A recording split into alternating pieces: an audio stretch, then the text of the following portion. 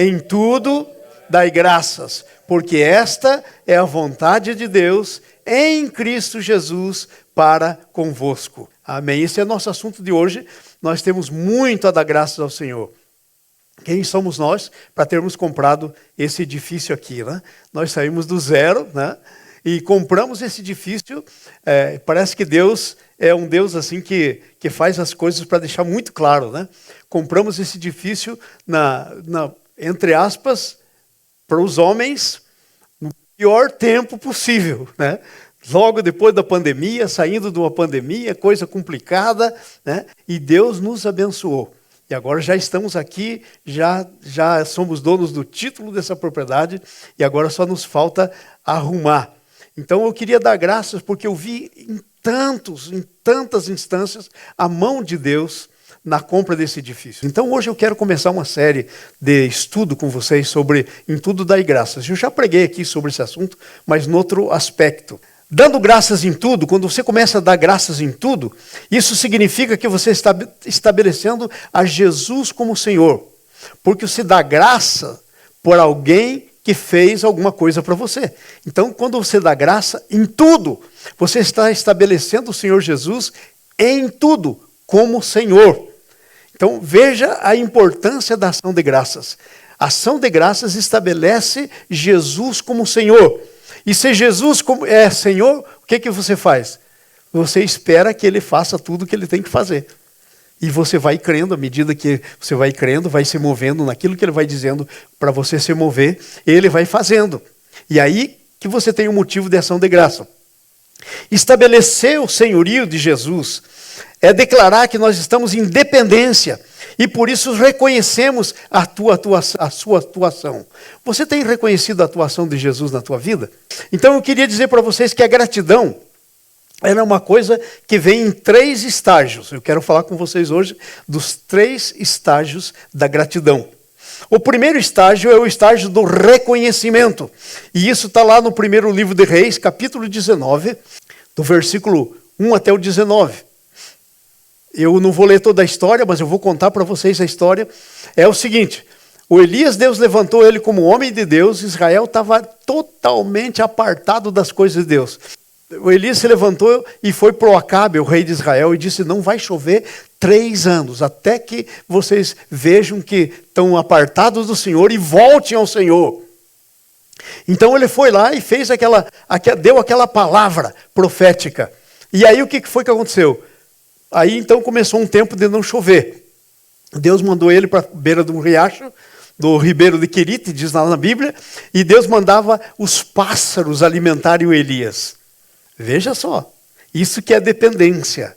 Isso que é dependência. Bebia do ribeiro e comia a comida que os pássaros traziam.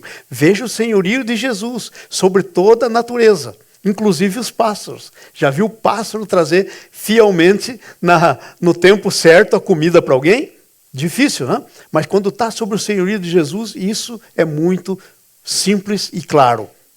Então ele comeu. Aí, de repente, o ribeiro secou, ok? E ele foi para um outro lugar. E nesse outro lugar, o que aconteceu? Ele foi sustentado por uma viúva pobre. Já viu viúva pobre sustentar alguém? Ela não tinha nem para ele, mas Deus começou a multiplicar, porque quando alguém é fiel, quando alguém está dentro do plano de Deus, sabe o que acontece?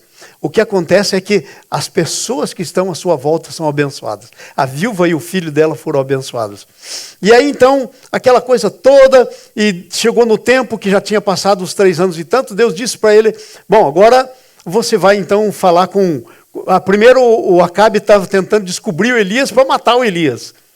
E aí vinha alguma escolta para buscar o Elias, e sobre alguns deles caiu fogo do céu. E aí veio uma outra escolta, a última, e Deus disse para ele, vai com ele, porque esse aí é o homem de Deus. E aí então ele foi com ele e foi até o rei Acabe.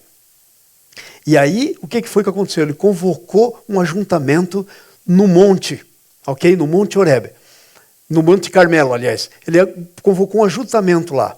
E aí foram todos os profetas de Baal, 450 profetas de Baal. E aí o Elias matou todos os profetas de Baal, fez aquela história toda, construiu um altar, os profetas de Baal construíram outro, e ele fez o desafio, o Deus que responder com fogo, esse é o verdadeiro Deus. O dia inteiro os profetas de Baal tiveram chances, não veio fogo. Quando chegou a vez dele, ele molhou a lenha sobre a qual estava o sacrifício, para não ter dúvida. E aí Deus mandou fogo do céu. E foi uma coisa tremenda. Então o Elias estava faceiro, feliz da vida, muito faceiro, né?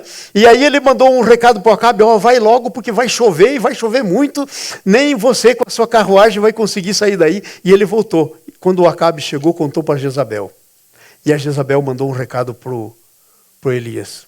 O que você fez com os meus profetas, eu vou fazer com você. E aí a coisa começou a ficar complicada. Aí ele entrou numa depressão profunda. E a história do capítulo 19 diz exatamente isso. Ele ficou numa depressão profunda. Ele saiu, fugiu para o deserto, desistiu do ministério, deixou seu discípulo em certo lugar, daí foi para o deserto e se encostou embaixo de uma árvore lá e pediu para Deus para morrer. E estava com tanta depressão que dormiu. Aí veio um anjo e tocou nele. E disse, acorda, Elias. O que está fazendo aqui?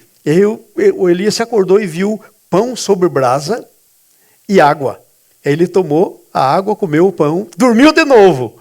Porque era uma depressão. Sabe o que uma das coisas que a depressão faz? Tira todas as forças da pessoa. Por isso que a pessoa dorme e fica assim, sem vontade de fazer nada. Aí ele dormiu de novo. E quando ele acordou, segunda vez, Deus falou para ele, vai lá para o Monte Horebe. Lá naquele lugar em que Deus deu as tábuas da lei. E ele então, para Moisés, e ele então foi para lá. E quando chegou lá, Deus começou a falar com ele. Deus começou a falar com ele. E primeiro, veja o texto que nos diz, é um negócio tão tremendo. Ele entrou numa caverna e Deus perguntou para Elias no versículo 9, Elias, o que você está fazendo aqui? E ele responde para Deus, eu tenho sido fiel, mas não adianta nada. Porque eu não sou melhor que meus pais. Como mataram meus pais, estão querendo também me matar. Eu tenho sido zeloso, mas não está adiantando nada.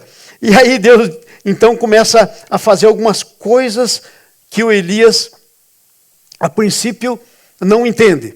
Disse Deus a Elias, sai, versículo 11, sai e põe-te nesse monte perante o Senhor. E eis que passava o Senhor. E em um grande, forte vento fendia os montes e despedaçava as penhas diante do Senhor. Então Elias estava lá fora da caverna. Primeiro ele entrou na caverna, daí ele estava fora da caverna. O Senhor estava passando e atrás do Senhor vinha um vento capaz de despedaçar pedras. Imagina aquele paredão de pedra, pedra pura. E um vento, imagina a força desse vento capaz de despedaçar as penhas. Então, é como se Elias pensasse, aí está o Senhor quer se manifestar como esse vento. E a Bíblia diz o seguinte, veja lá o que diz, porém o Senhor não estava no vento. Depois do vento veio um terremoto, abalou tudo. E o Elias deve ter pensado, agora sim, aí está o Senhor. E diz a Bíblia, e o Senhor não estava no terremoto. Depois veio um fogo consumidor. E aí ele diz, agora sim, fogo. Vai cair fogo sobre essa Jezabel ameaçadora, esse povo que não anda com Deus.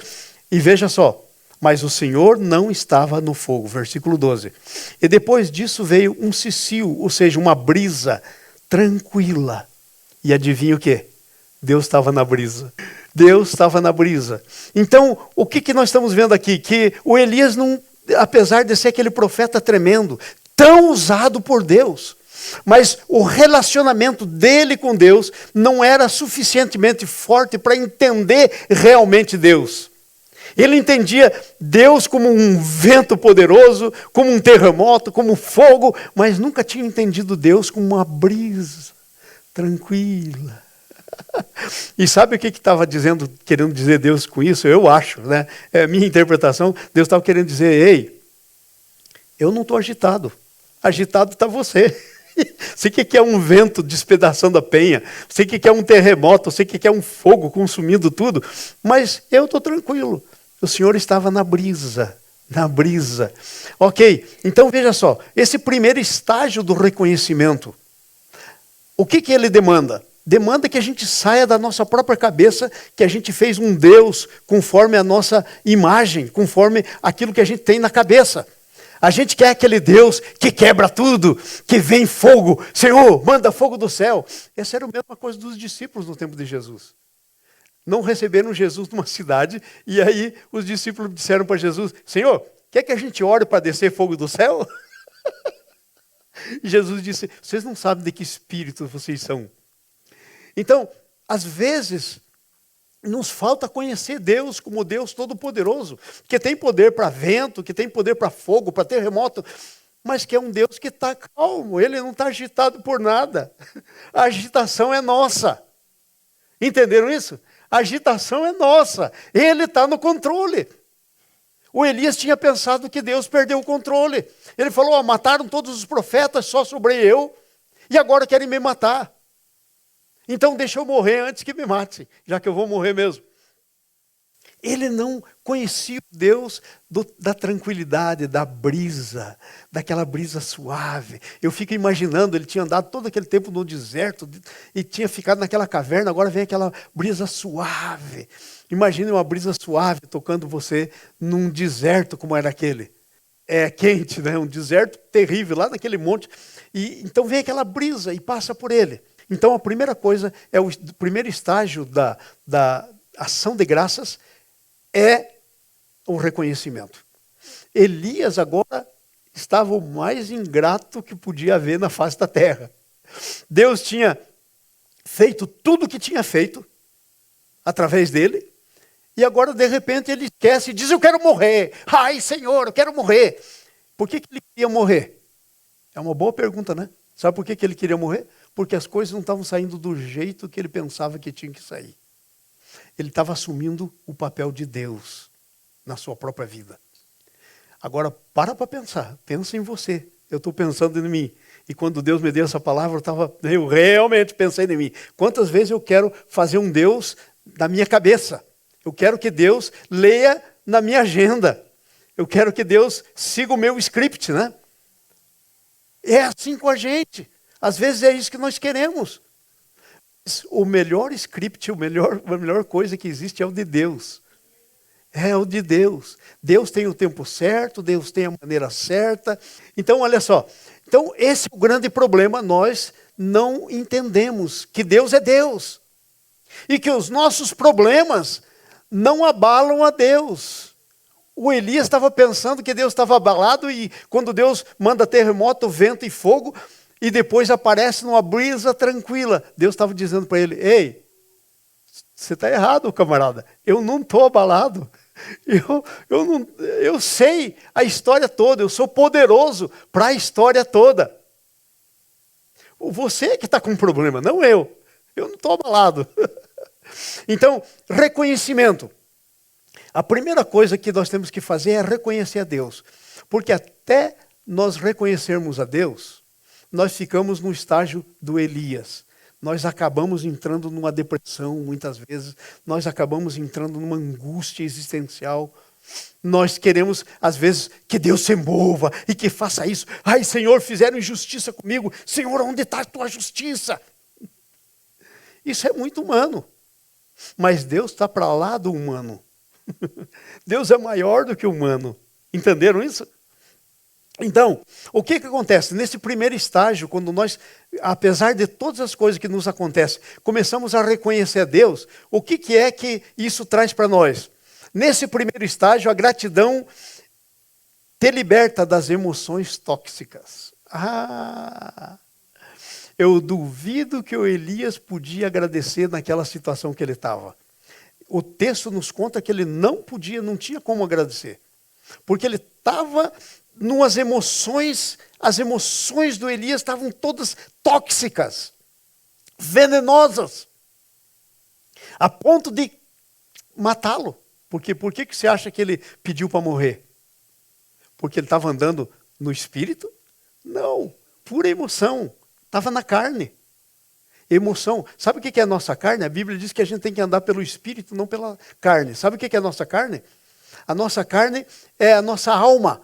São as nossas emoções, é a nossa razão, são as nossas decisões. Isso é a nossa carne.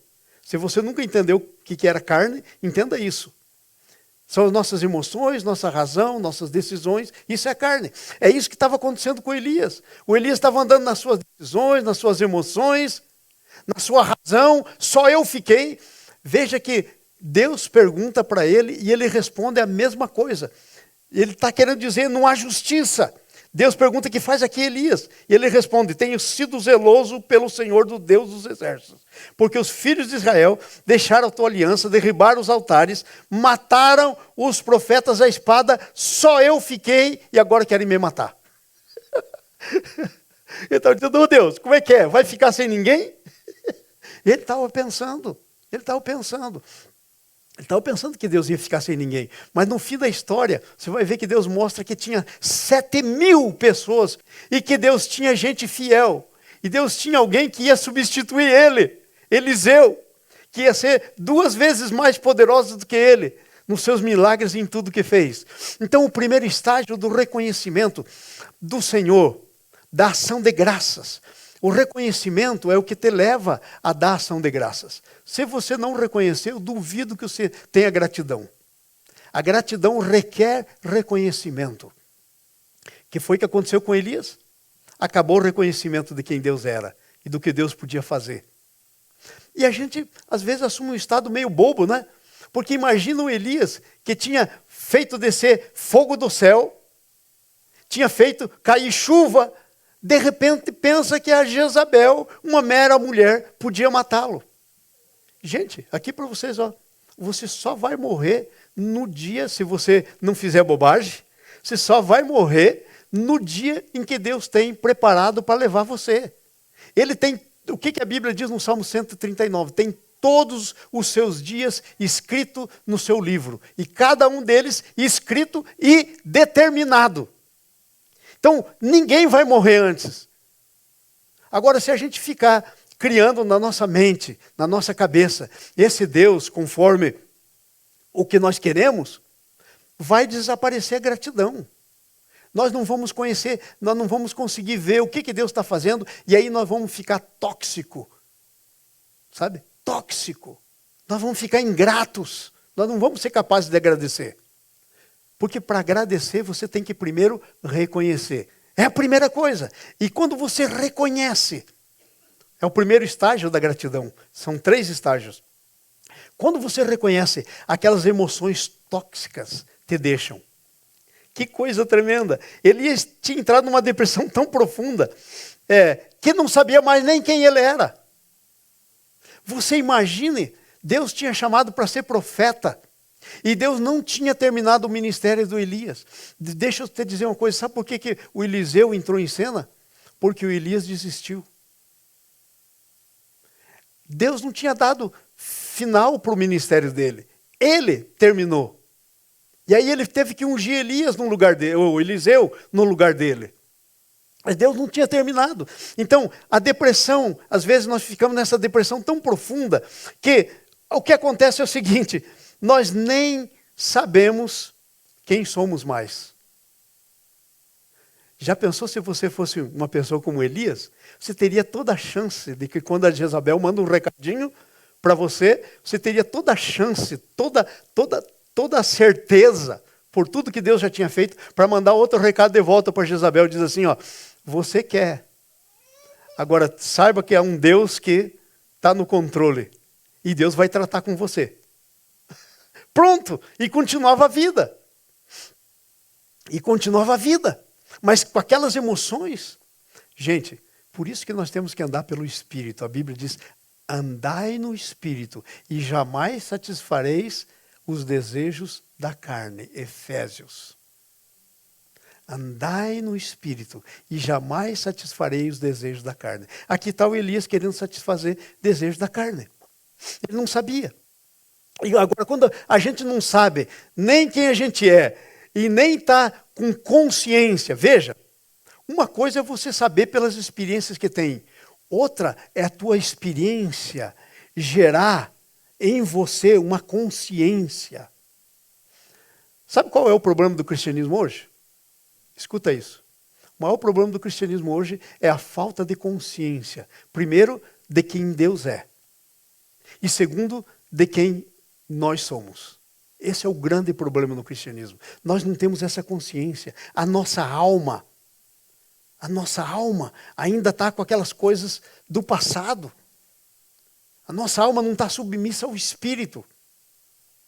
Então, olha, nós não temos consciência. E sabe o que acontece? A primeira coisa que acontece com a gente quando a gente não tem essa consciência, a gente fica com aquelas emoções terríveis. E aí acontece a primeira coisa, versículo 1 e 2. Põe lá 19, versículo 1 e 2. Ele se deixa enganar pela Jezabel. Quantas vezes você e eu nos deixamos enganar por circunstâncias? Sabe quem era Jezabel? Nada. Era alguém que os cachorros comeram e lamberam o sangue dela. Ela não era nada. Comparando com Deus, o Deus do Elias. Não era nada. Agora, o que foi que aconteceu? Ela conseguiu, porque o Elias não tinha essa mentalidade formada, o Elias não tinha aquilo que diz Romanos 12, versículo 1 e 2, rogo-vos, pois, irmãos, pelas misericórdias de Deus. Ó, Paulo está dizendo misericórdia, gente. Eu rogo para você, pela misericórdia de Deus, que apresenteis os vossos corpos como um sacrifício vivo, santo e agradável a Deus. E daí ele diz no 2, e não vos conformeis com esse século. Não se conforme com as atitudes da Jezabel, mas transformai-vos pela renovação da vossa mente. Você pode fazer milagres tremendos, pode experimentar milagres tremendos, mas se a sua mente não for transformada, sabe o que vai acontecer? Você tem todo o potencial para se tornar um cristão ácido, tóxico, como estava aqui o Elias. Tem todo o potencial para se deixar enganar pela Jezabel. A Jezabel aqui é sinônimo das circunstâncias que se levantam contra nós, querendo impedir o que Deus tem para a minha vida e o que Deus tem para mim fazer para Ele. Essa é Jezabel, é um símbolo disso. Então, a primeira coisa que essas emoções tóxicas fizeram nele, fizeram com que ele fosse enganado pela Jezabel. Aí desiste de tudo. Ok? Se deixou enganar. Se tornou, versículo 3, coloca lá, olha que coisa tremenda. Se tornou conduzido ou dirigido pelo medo. Olha lá. Quando ele ouviu isso, que a Jezabel queria tirar a vida dele, fugiu para salvar a sua própria vida. Vê se ele tinha que fugir para salvar a vida. Alguém que foi alimentado pelos corvos, alguém que foi alimentado por viúva, alguém que fez descer do fogo do céu, alguém que fez chover quando estava azul, fazia 3 anos e tanto que não chovia. Vê se alguém tem que fugir para salvar a própria vida. E chegando a Berseba, que pertence a Judá, deixou ali o seu servo. Fugiu. Por que alguém foge? Porque o medo toma conta. Quando não há reconhecimento, que é o primeiro estágio da ação de graça, e você não reconhece a Deus, você não reconhece quem Ele é, você não reconhece o plano que Ele tem para a tua vida, você não reconhece nada disso, sabe o que acontece? O medo entra. E o medo é um negócio terrível. Medo é um negócio terrível. Ele é capaz de mudar o teu destino. Se você deixar o medo guiar a tua vida, ele muda o seu destino. Eu tenho muita experiência com essa história do medo. Eu tive o Covid, fiquei 6 dias na UTI, mala morte, né?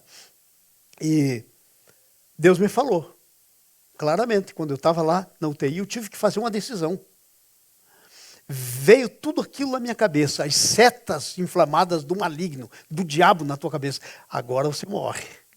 Agora você vai morrer. Sabe o que eu fiz naquela cama? Sonso, tonto. Quando isso tudo começou a passar pela minha cabeça, eu falei, eu não sou igual o peru aqui nos Estados Unidos, que morre na véspera do Thanksgiving.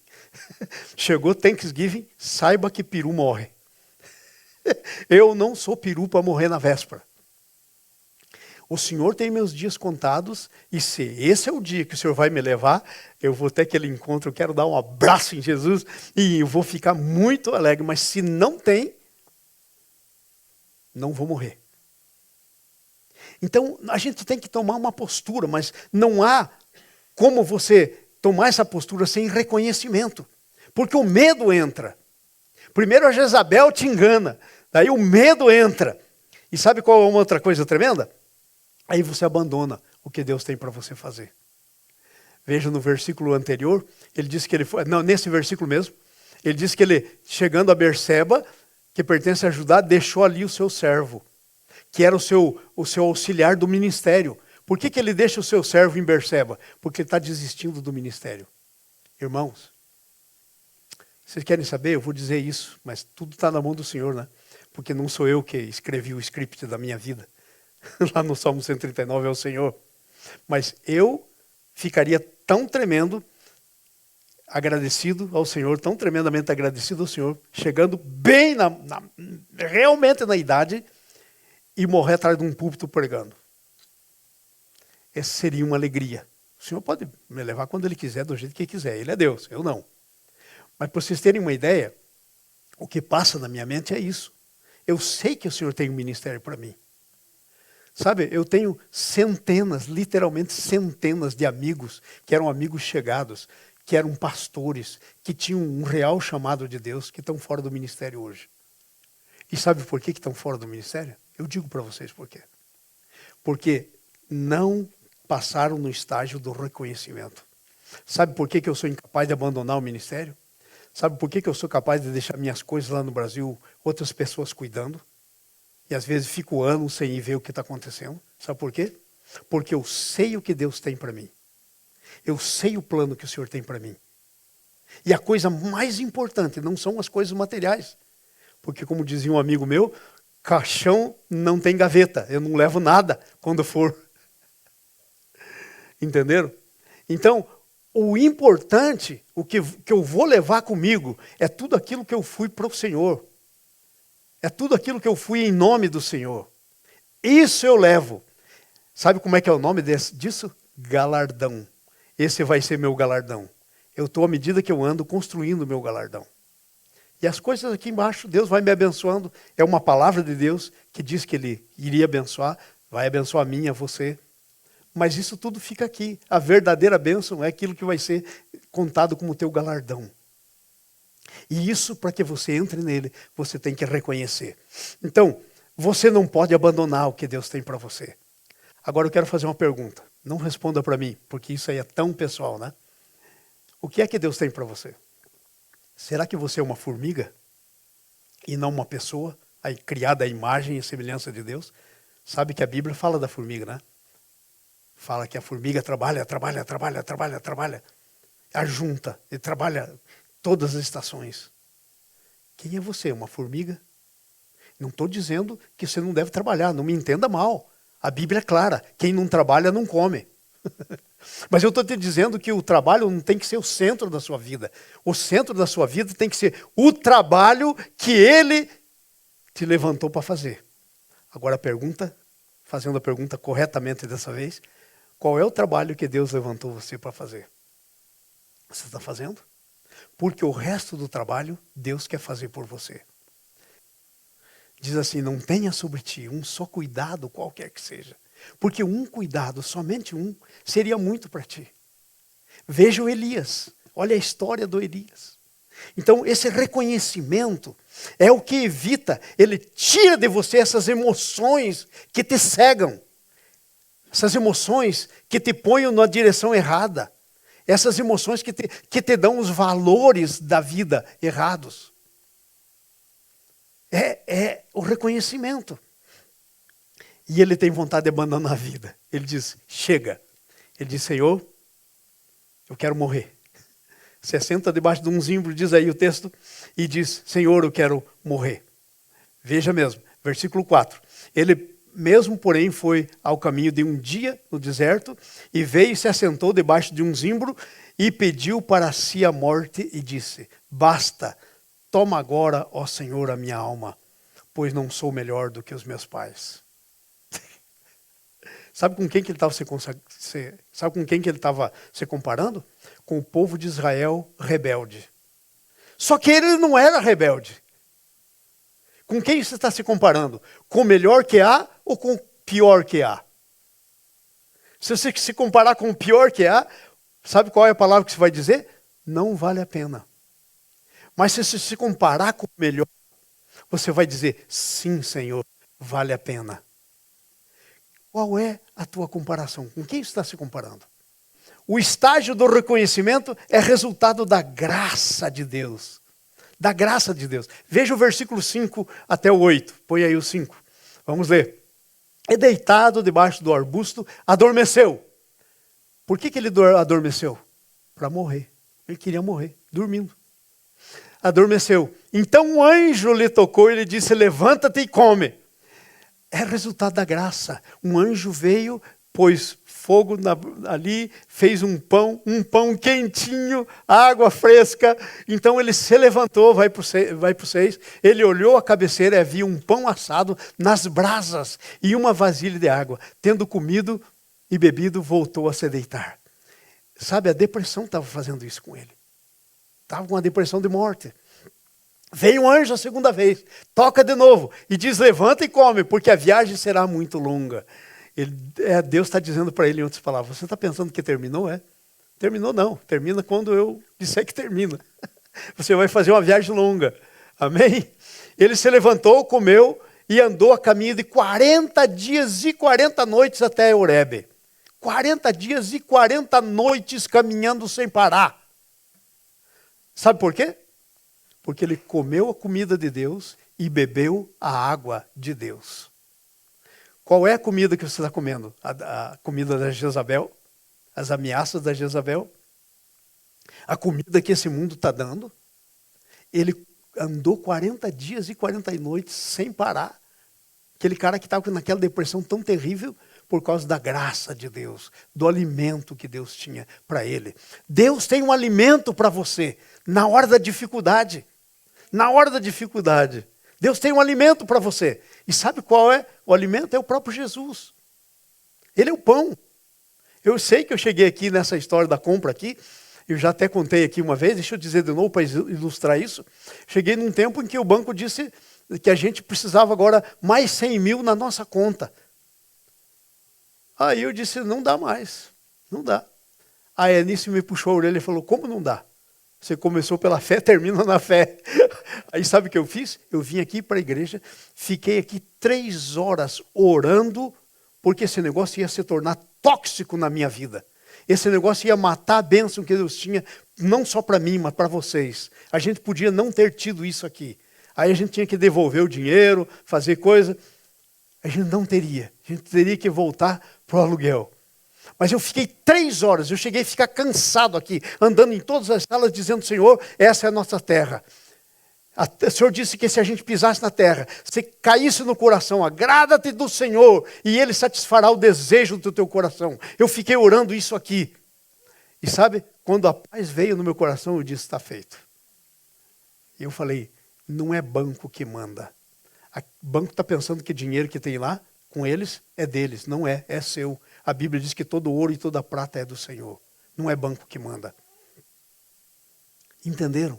Então, quando você faz isso, você se alimenta da comida de Deus. Você bebe da água de Deus. Gente, oh Senhor, tem misericórdia. Eu tenho que dizer isso. Tem tanto crente que está comendo comida da Jezabel, que é comida oferecida para esse mundo, que é o diabo vindo dizendo, vai te faltar. Mês que vem não vai ter dinheiro para você pagar o aluguel. Vai te faltar. Tem gente comendo a comida da Jezabel. Aí o medo entra, aí fica tóxica a vida. Não come a comida de Deus. Glória a Deus.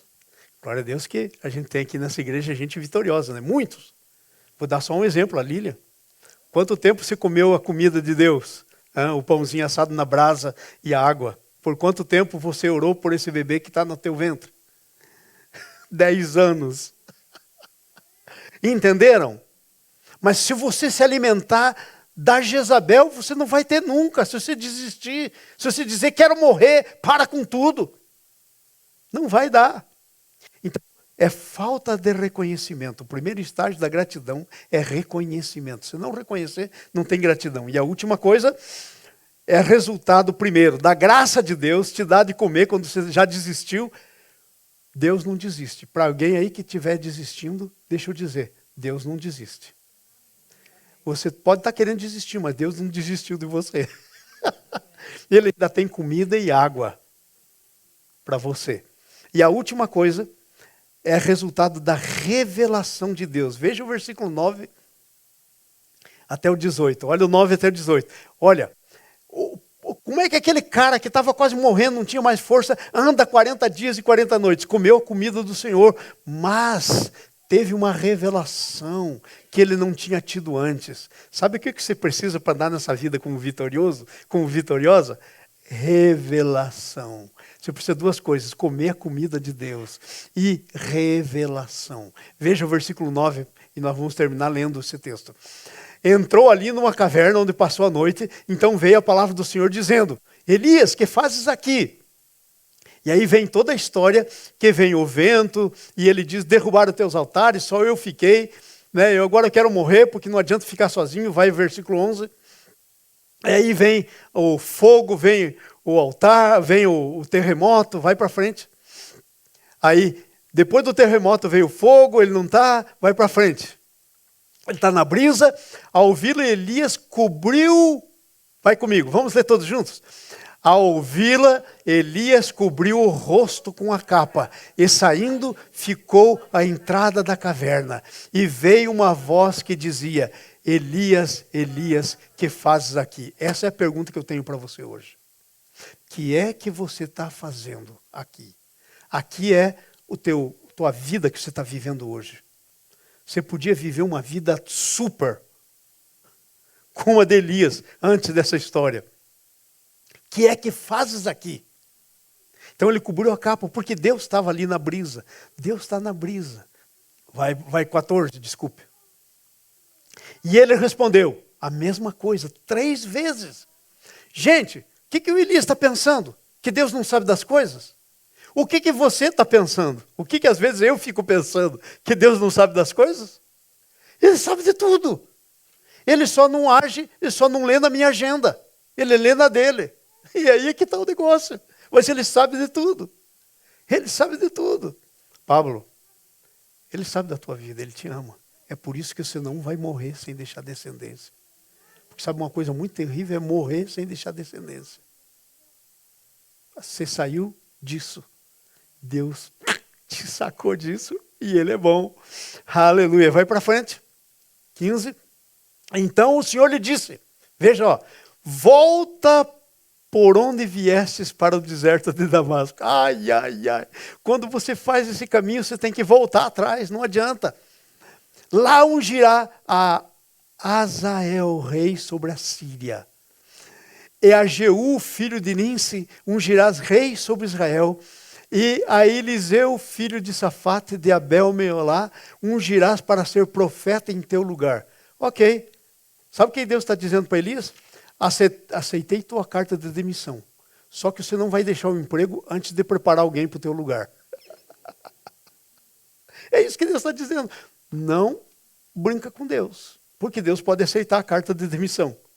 Aceitou a Deus Elias. Ele não deveria ter terminado como profeta. Agora presta atenção. Veja o que diz aí. O que escapar da espada de Azael, Jeú o matará. E o que escapar da espada de Jeú, Eliseu o matará. Sabe quem era para matar? Era o Elias. Já tinha matado 450 profetas. Ia continuar fazendo a justiça de Deus. Mas ele pensou que Deus não era justo o suficiente, não era cuidadoso o suficiente com a justiça, para fazer justiça. Deus está dizendo, que posso, Elias? Veja bem, ó, Azael mata quem escapar da espada dele, eu tenho um outro, o Jeú, e quem escapar da espada do Jeú, eu tenho o Eliseu. Deus está dizendo, sabe, isso que você estava ansiando tanto, eu já está na minha agenda. Que você está ansiando tanto, já está na agenda do Senhor. Agrada-te do Senhor. E Ele satisfaz o desejo do teu coração. Mas sem reconhecimento, não há ação de graças. Sem ação de graças, você não estabelece Jesus como Senhor. Ok? Sobre todas as coisas. Então o resultado vai para frente o 18, e é o último. Mas deixei 7.000 em Israel, todos os que não se dobraram a Baal e toda a boca que não o beijou. Sabe o que Deus está dizendo para Elias? E assim a gente termina. Que Deus está dizendo para você e para mim hoje. Ei, não pense que eu não estou no controle. Muitas vezes a gente pensa que Deus perdeu o controle. Então, olha só. São 3 estágios para dar graças. Primeiro é o reconhecimento. Nem começa se não tiver. Segundo é confirmação. Terceiro é apreciação. Isso nós vamos falar depois. Amém? Agora, como é que está você? O estágio antes do reconhecimento deixa cheio de toxinas. Deixa você contaminado. Emoções tóxicas. Como é que você está? Talvez seja a hora de limpar as emoções.